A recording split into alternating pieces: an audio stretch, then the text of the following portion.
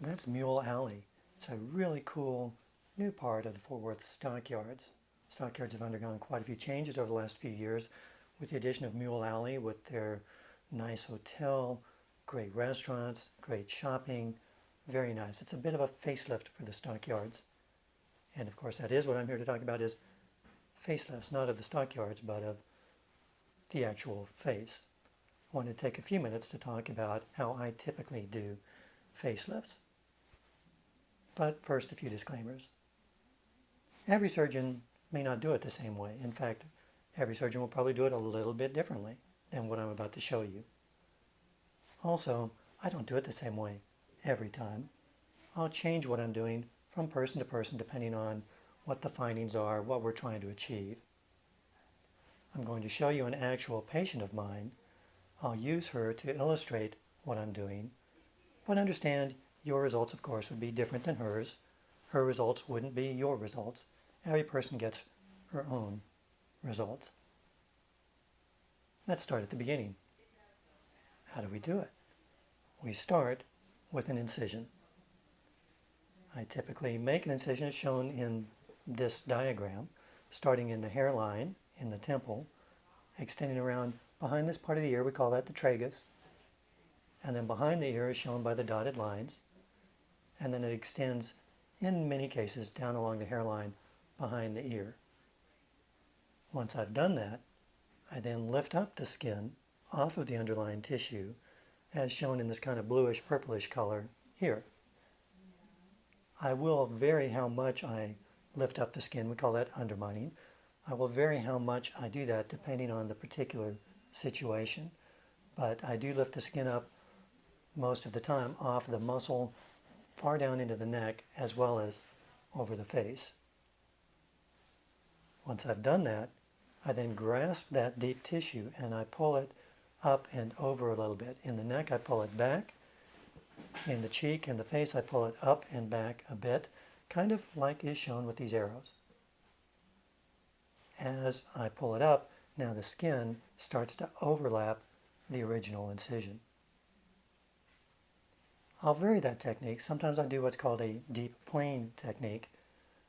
With a deep plane technique, I'll make the same incisions, but I might not undermine the skin quite as far. I might lift the skin up just a little less, as shown in the kind of bluish purplish color here. Once I reach the front edge of that bluish purplish color, then I go a little deeper into the tissues and more deeply elevate those tissues, going a little further forward. As with the other technique, I then grasp those tissues, and in the neck I pull them back, and in the cheek I pull them up, maybe a little more upward than backward with the other technique. It will vary again from person to person.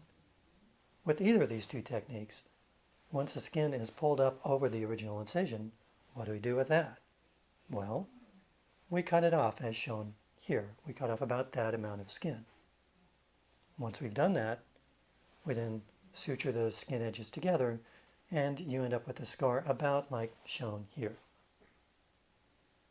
But that's not all we do. Most of the time we'll also address things in the neck toward the front, for instance. Not 100% of the time, but often. I'll make a little incision underneath the chin. I'll lift the skin up off the underlying muscles. There are muscles in the neck we call the platysma muscles. Those muscles are shown here with this pinkish color. They're responsible for the vertical lines that a lot of people have in their neck right here. The inner edges of those platysma muscles create those lines. Oftentimes we want to break up those lines, so when I want to do that, I'll take out a wedge as shown by the little triangles here. Take out a little wedge of the muscle to break up that up and down line. And in many cases I'll also pull the inner edges of the muscle together into the middle of the neck as shown by the arrows here. Once we've done that, we've created a nice tight sling by pulling the muscles together in the middle and pulling them way back behind the ear as I'd shown earlier. Another thing we'll commonly do is called fat grafting. Oftentimes we'll take fat, maybe from the tummy or the thighs, and place that fat in areas kind of like shown here. We'll vary that from person to person. There may be other areas we want to add fat, or we might not add it to every one of these, but these are common areas that we treat. So that's more or less it. That's how we do a facelift. I love doing them. They're fun for me to do. A lot of little artful maneuvers to do during the procedure. If you've been thinking about going through a facelift, we would love to see you in my office in Fort Worth. We want to help you get from here to here. And here are a couple more images of that same patient.